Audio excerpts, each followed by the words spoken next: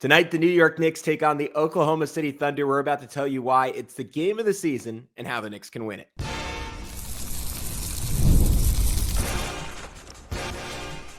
You are Locked On Knicks, your daily New York Knicks podcast, part of the Locked On Podcast Network.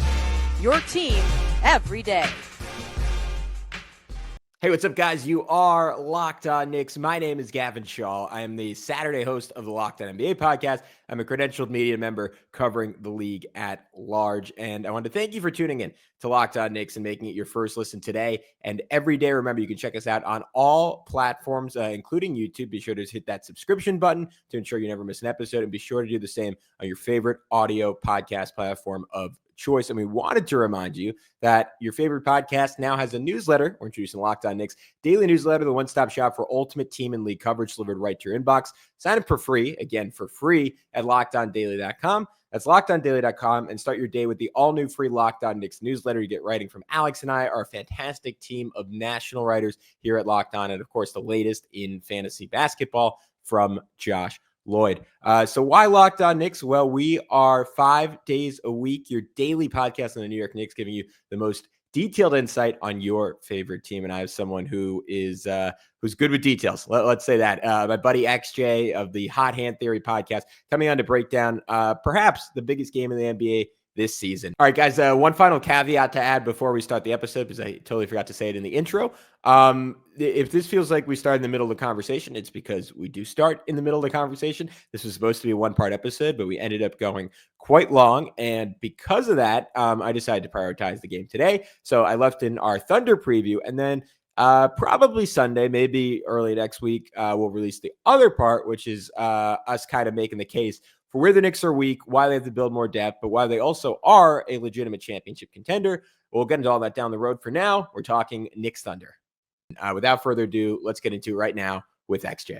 Mikhail, struggle with that at points this year. You have kind of an innate understanding of just how important that is. The other two concerns I talked about, like protecting Cat and on the other side of the ball, dealing with switchy teams, I think we can address in the context of the Oklahoma City Thunder game, which is like Alex referred to it as like the matchup of the NBA season so far.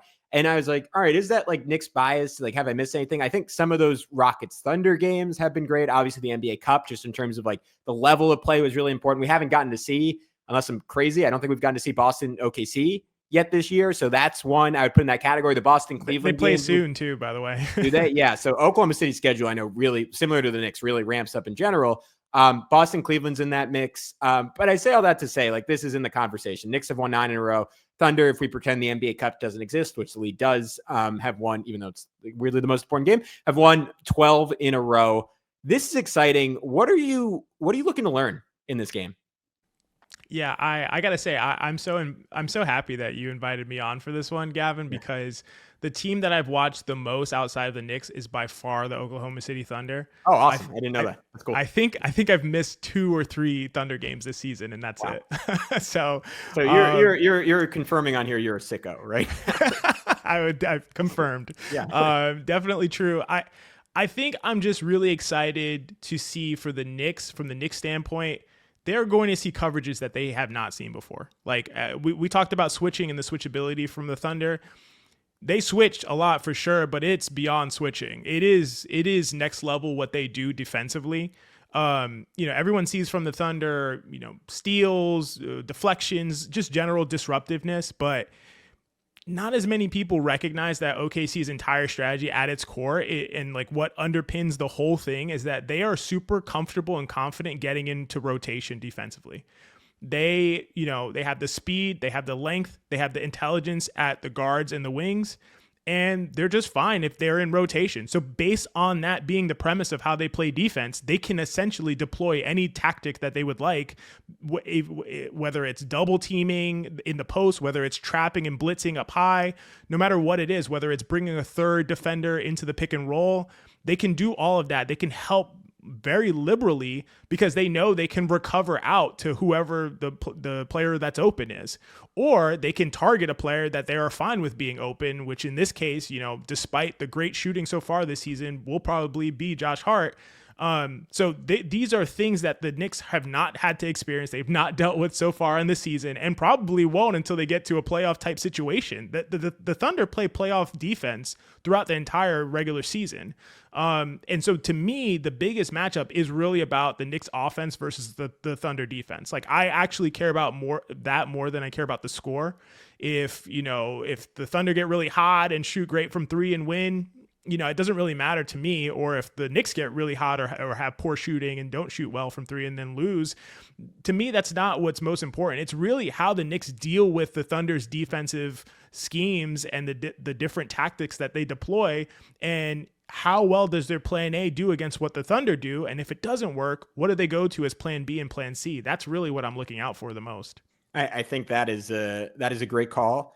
I've been very nitpicky with the Knicks over this run, and it feels, I was trying to think about why, and maybe I mentioned this on the show with you before, but I'm a big college football fan. My dad went to the University of Oklahoma. Now we play in the SEC and we get our butts kicked. But in the past, they played in the Big 12. So this is Oklahoma to Oklahoma. It's all coming together. And they just played, like, if they didn't have a good non-con, their one game would be against Texas every year. And you would be so nitpicky until the Texas game because they look great. And you're like, none of this means anything, because I don't know how it looks when they're actually challenged. I can see, like, we have a great quarterback. We have Sam Bradford back there. The Knicks have Jalen Brunson back there. Sorry for people who are offended by that analogy. But I don't know, like, how it actually works against, like, a team that can challenge them. And early season, first game against the Celtics, like, we saw the Knicks be challenged by a team that could switch. We've seen a number of times the Knicks challenged by teams that can switch, and Oklahoma City is that on crack.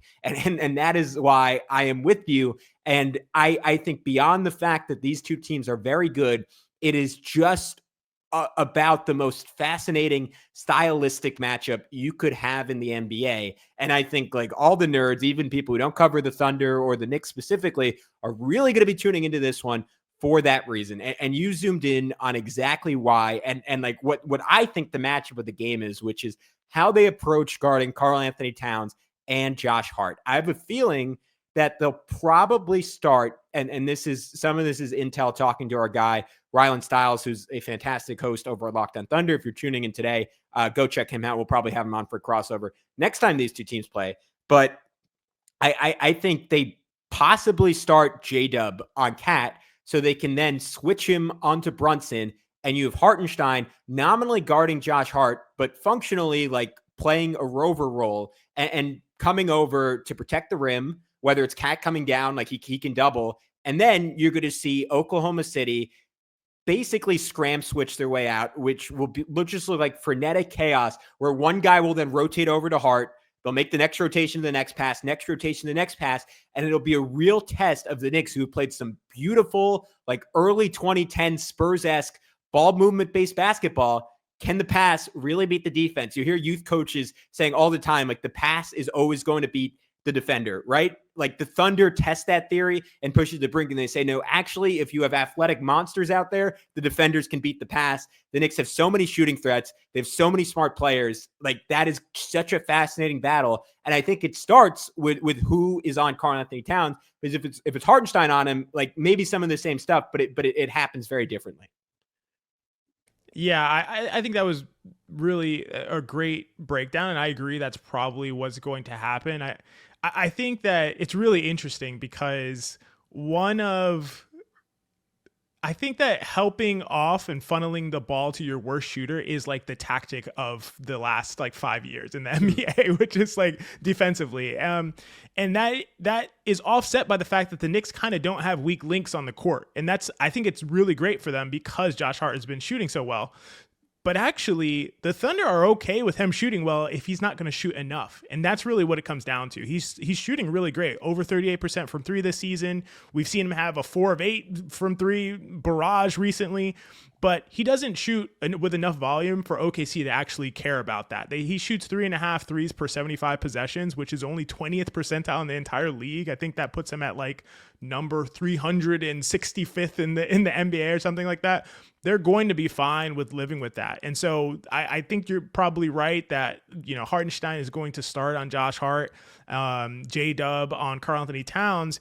And then to your point about like making those rotations, this is the best rotation team in basketball. They are, like I said, they are fine with being in rotation. That is not an uncomfortable position for them. It is not, it looks out of control for sure, like you said, but that is totally part of what they want to do. And one of the reasons they can sometimes beat the ball in terms of rotating faster than the ball can swing is because they are also fine with, at the end of that rotation, when the last guy is closing out to the guy who is just getting the ball, he's supposed to be the open guy, they are fine with aggressively closing out because they can also do other kinds of switching tactics like peel switching. They can close out really hard, have that guy blow past the defender who's closing out, and that defender can just hand that player off to the other defender and then switch out to his man. They have all these kinds of options that they can go to, option A, option B, option C, on every single possession and every attack that you can have offensively, that they're pretty comfortable with pretty much anything you throw at them. And at the end of the day, they're going to live with a guy like Josh Hart shooting 12 times from three, which he's not going to. Let's just be honest. He's not going to do it in most likelihood. So I think that it is just going to be a really tough matchup. I don't think there's a way that they score, the Knicks score a ridiculous number of points in this matchup. And just one thing I really want to highlight is that this is truly an all-time defense so far right now. And just to contextualize it, the Knicks average 122.5 points per 100, according to Cleaning the Glass. The last time, Gavin, the Thunder gave up at least 122.5 points per 100 was November 17th. This is almost 7 weeks ago. And this is the Knicks average. Not like, oh, the Knicks are great scoring. This is the Knicks average. The last time they gave up the Knicks average was last year, literally last year, and 7 weeks ago. So this is going to be the biggest test that they'll have probably in the entire regular season. All right, guys, we'll be back with XJ in just a sec to tell you why Josh Hart will be the key to breaking down Oklahoma City's defense.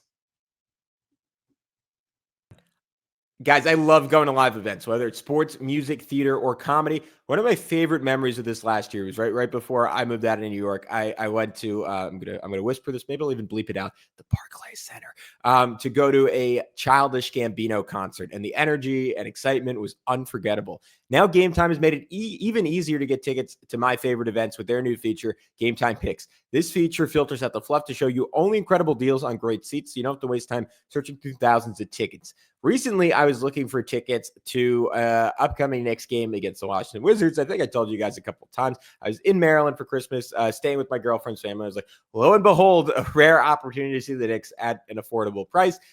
Thanks to the fact that they were in DC, but even more so thanks to the fact that I had the Gametime app. With Gametime Picks, I found amazing deals and could even see the view from my seat before buying. The super deal was particularly impressive, offering great seats at unbeatable prices. Plus, the app's all-in pricing shows the total cost up front with no surprise fees at checkout. So take the guesswork out of buying tickets with Gametime. Download the Gametime app, create an account, and use code LOCKEDONNBA for $20 off your first purchase. Terms apply. Again, create an account and redeem code LOCKEDONNBA for $20 off.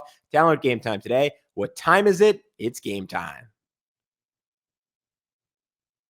Yeah, I hope I'm not speaking out of turn here because I haven't seen the recent numbers, but I know Jared Dubin, the OG Locked On Knicks host, shout out, does I can't remember the term for it, but essentially like historical like offensive rating and defensive rating where it's relative to the average in the league at the time, right? So adjusting for what the norm is. The Knicks have like a top 5 offense in NBA history, and the Thunder have, I think, a top 5 or top 10 defense in NBA history, which just gives you the idea of the stakes of this matchup. And to your point, what makes them so great is the spacing revolution in the NBA was supposed to some extent, like not erase playing in chaos because it forces playing in chaos, but I'm going to say like doesn't allow defenses to play in chaos while also dictating the terms of engagement. And the Thunder are, I think like Boston does this to some extent. The Rockets, I think, are close to this, but I'm going to call them the one defense that consistently, like in this spacing age against a team like the Knicks that embraces that, to your point, outside the fact that Josh Hart is not a totally high volume shooter. So I'll say maybe this side of the Celtics, like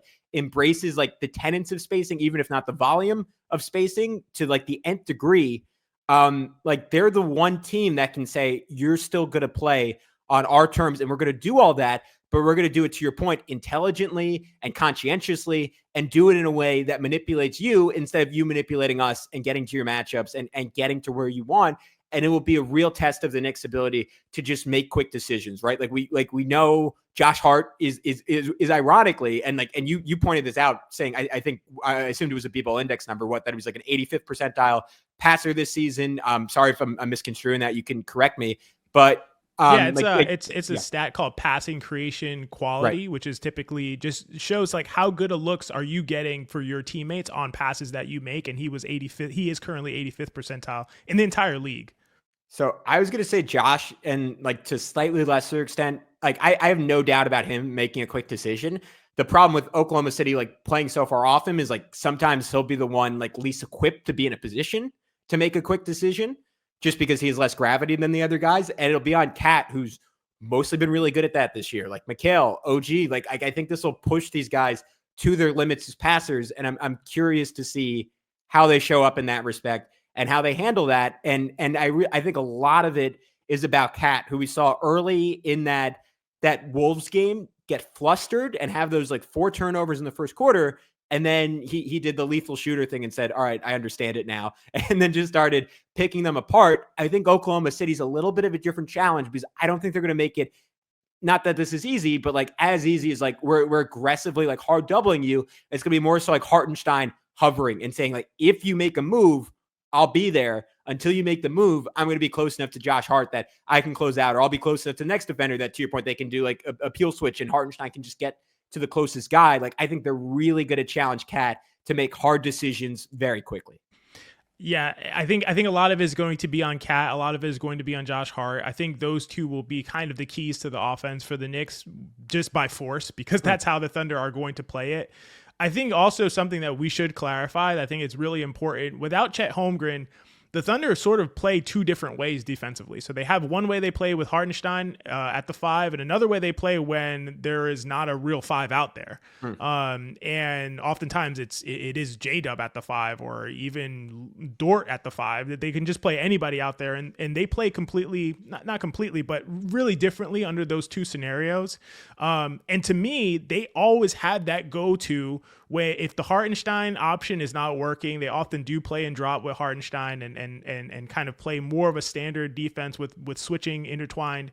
But if that's not working, if that's not effective for some reason, they can throw those 5 guards to wings out there and just completely fluster your entire offense and everything you're trying to do. So I think it is important to note that. And if you just kind of if they have those 5 wings and guards out there, and then you just kind of play your standard basketball swing around the key and hopefully get an open shot, you're not going to get open shots. So I think something that would be really important is really like Josh Hart, if he's in the corner at points, cuts to the rim from the corner are going to be really critical.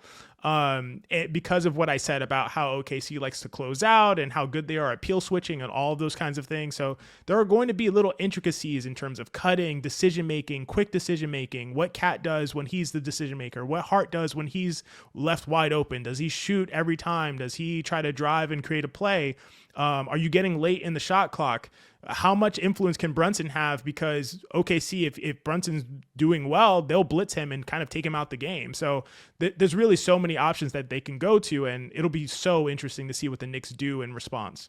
Yeah, I'm curious to see how much they lean into Hart as a screener, and whether Oklahoma City is just so fast that they can wipe that out. Because basically for the last year and a half, like I would say since the OG trade, that's pretty much been unstoppable, right? Like you put your weakest guy on Hart, and the Knicks say, great, we're setting that screen and we're getting the switch, and Jalen's just going to go to work. And we saw him torch Alex Sarr doing that earlier this year. Again, maybe Hartenstein, a little bit of a different animal. Like we know how that, even though it's not like I would say his greatest strength defensively, like he is really solid. And Oklahoma City recently has been leaning into him switching out on the perimeter a little bit more. Or do they blitz and say, all right, Josh Hart, go play 4-on-3?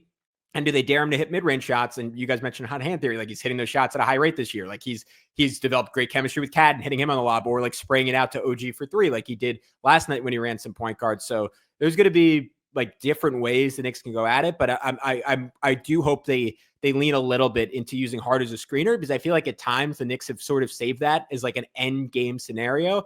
And I would spam it a little bit. And maybe Oklahoma City finds a way to like, again, like turn that into just like clogging the middle and saying, all right, Josh Hart, you can pop for open threes all you want. And then like the one time we saw Hart like really embrace that was the Sixers series, where they just were totally not guarding him. And he won the Knicks like 2 games just by shooting really well taking 10, 11, 12 threes a game, and his hand was forced, and he did it. And it seems like he's a better, more comfortable shooter this year. So maybe that's what this comes down to. And maybe Tom Thibodeau just gets in his ear and says, hey, you like, I don't care if you make or miss them. You better put those shots up. But it's always been the hesitancy with Josh because he always wants to make the right play. We saw him tweet about it. And he, I think to his detriment, does not often think that him shooting the three is the right play, even though I think you and I would say it usually is if he's wide open. Yeah, it was so funny just seeing Hart kind of tweet in response to that one Twitter user saying, if I'm going MIA until Josh scores 30 points, and he's like, that's not my job, big dog. But I actually think in some cases it is his job, like in a matchup like this, it might be his job to score that much. And OKC is sort of like, yeah, we want it to be your job. We're making that your job now. If you feel uncomfortable with that, if you're saying that's not sort of my responsibility, we want it to be your responsibility. And so what does he do with that? Does he try to make passes into traffic? Because we all know what happens. This is a team that is like all-time great in terms of deflections and steals. And once they get out in transition, you're not going to beat this team if they're turning you over and running in transition. That is a formula for disaster. And that's how they end up beating teams by 25 points. So are you trying to throw tough passes into traffic? We know Josh Hart's an excellent passer and decision maker. Or is he just taking what the defense gives him and hitting those little mid-range pull-ups, even short mid-range and wide open threes? I think a ton of it is going to be on Josh Hart when he's in the game. And if Deuce McBride is healthy, I think he could be an important key piece to this game as well. Yeah, I agree. Just having another shooter out there. And it's worth noting the Knicks, which obviously they've historically been under Tibbs, third in the NBA in least turnovers committed per game. So if they can keep that up, and like the balance is like we're early in the season where they got caught is like other teams would switch and they would fall into matchup hunting. And I think they'd lose some of the magic of this offense. And I wouldn't be surprised if Oklahoma City was like, all right, Jalen, we're assuming Jalen Brunson is going to play. Obviously, missed last game with a calf. Seemed like that was kind of preemptive to get him ready for this one. But assuming he's out there, like, all right, try to do to us what you did to the Wizards and try and score 50. And like, at least in my opinion, like, I don't think that's the way the Knicks win this basketball game at the end of the day. It's tough because we talked a lot about the schemes from the Oklahoma City Thunder and like what they do from an approach standpoint, but the actual individual defenders are ridiculous. So yeah, they're all so good. Cason Wallace is like a completely underrated, almost at this point a lockdown perimeter defender. Lou Dort, everyone knows about him at this point. I don't think Caruso will be playing in that game, but we all know about Caruso, and that's an option that they have. Literally, SGA Isaiah Joe has been great on the ball and overall as a defender this year. He's taken huge strides. Aaron Wiggins is solid. And obviously J-Dub is one of the better defensive players in the league and most versatile defensive player potentially in the league aside from like a Draymond Green. So these guys, they're all good. They're really all good. And so it's going to be tough if you're just like, we're going to just match up hunt and attack these guys. It's not really anyone to attack. All right, guys, we'll be back with XJ one final time to discuss how the Knicks are going to guard Shai-Gilgeous Alexander and how they could potentially slow down the Oklahoma City Thunder and why OKC actually does have a weakness, and it's on offense. But first, I want to tell you about our good friends over at FanDuel. The NFL playoffs are almost here, but it's not too late to get in on the regular season action with FanDuel, America's #1 sportsbook. Because right now, new customers can finish the season strong with $250 in bonus bets if you win your first $5 bet. FanDuel has so many ways for you to pick up a W. I love betting on which players will score a touchdown and how many points each team will score. It is thrilling, but I am also looking, because as I said, it's the game of the year, towards the NBA tonight. So here's what I'm looking at. It's, of course, the Knicks Thunder line. The Knicks are 5-point underdogs, minus 112 odds. You guys know what to do. Go all in on the New York Knicks. You could also do a 4-leg parlay if you want to get a little crazy. That would be the Knicks money line. Karl-Anthony Towns to score 20 or more points. Karl-Anthony Towns to get 12 or more rebounds. And Shai-Gilgeous Alexander to score 30 points with plus 519 odds. So you could make 5 times your initial bet if you win that parlay. It is all with our friends over at FanDuel. Just visit FanDuel.com today. That's FanDuel.com for your chance to win $250 in bonus bets. Make every moment more. FanDuel, an official sportsbook partner of the NFL.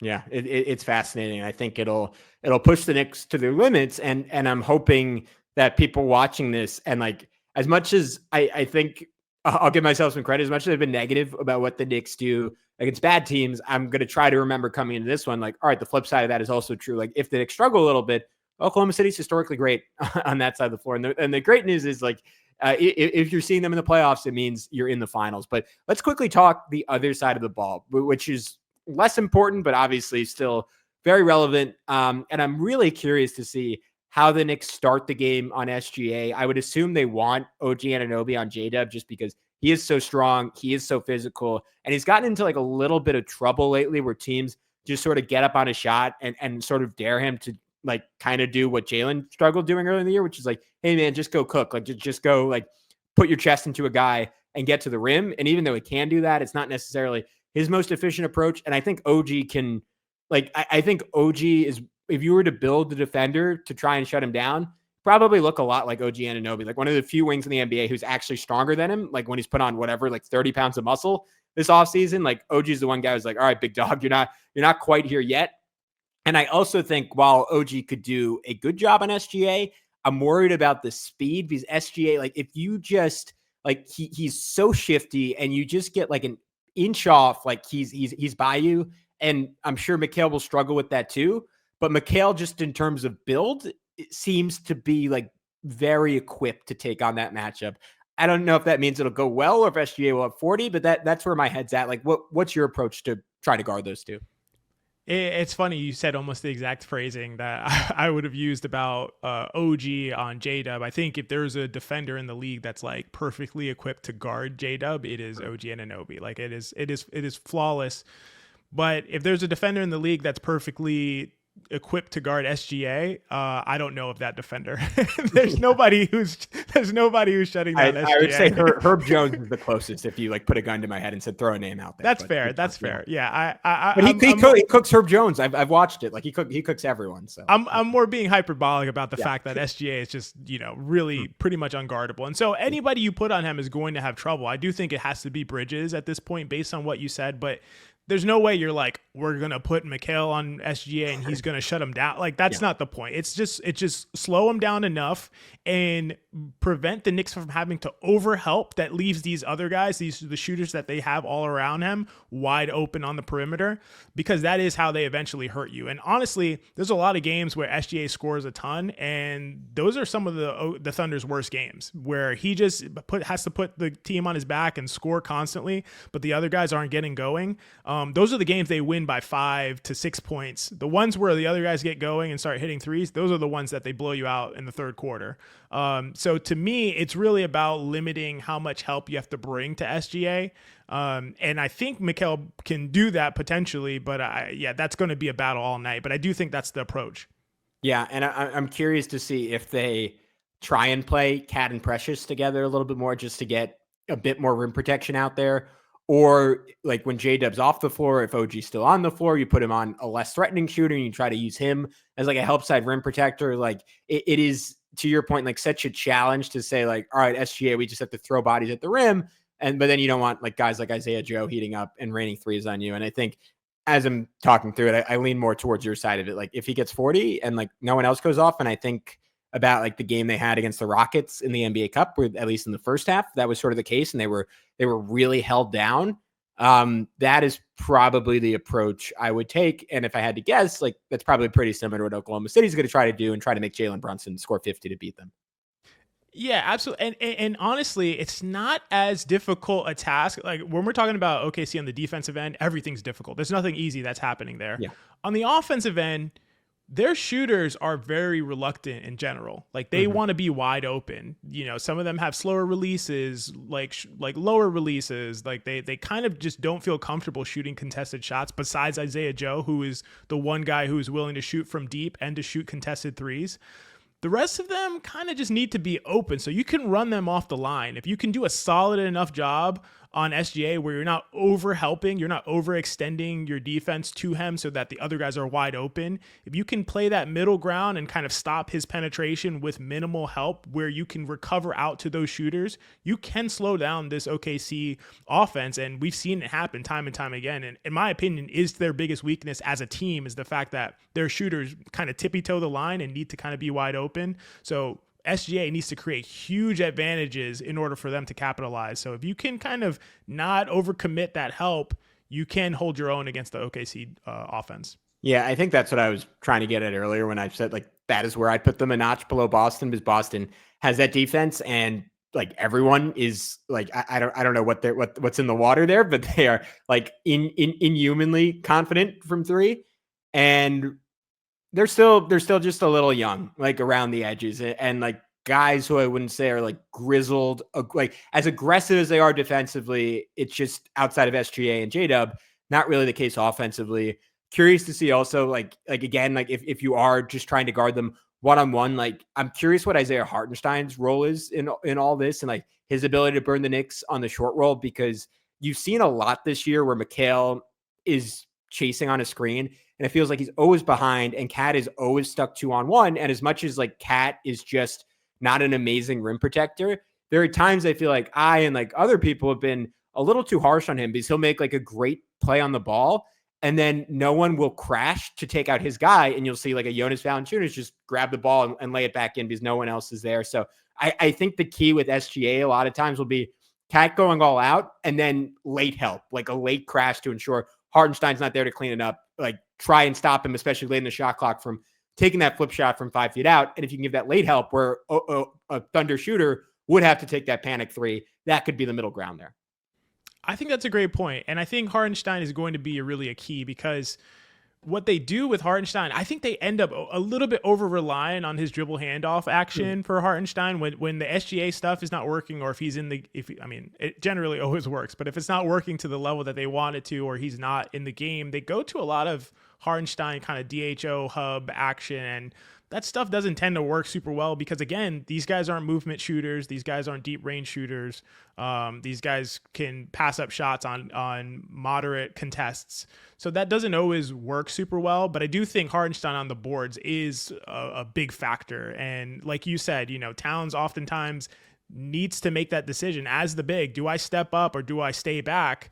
And typically makes the right decision, I think. And oftentimes he'll step up, but there's no one crashing behind him to deal with the offensive rebounder. And we all know as Knicks fans what Hartenstein is capable of on that end, and he absolutely does it. So you're going to have to be really smart when it comes to making those decisions. And I think it's just really about, at the end of the day, and I don't want to oversimplify it, but it is about SGA penetration at the end of the day. Yeah, I'm with you. And I think that's a good note to end on. It's going to be a season-defining litmus test, I think is the best way to frame it for the Knicks. If it goes badly, the good news is they have a chance, and another chance in a week. You always have a chance to subscribe to this podcast, and of course, subscribe to the Hot Hand Theory. Actually, I think people might know at this point, but just in case, can you tell them where they could find the pod and where they could find all your work? Yeah. At Hot Hand Theory, like everywhere. So whether that's Twitter, Blue Sky, we're starting to get ramped up on YouTube. But yeah, that's the only tag I care about anyone following or finding. So check us out there at Hot Hand Theory. All right, cool. We'll talk to you soon, buddy. And we'll talk to all of you either, I guess, by the time this is released tonight or early tomorrow morning. And we'll recap that Thunder game. Until then, be good. Talk to you soon on Locked On Knicks and, of course, on the Hot Hand Theory.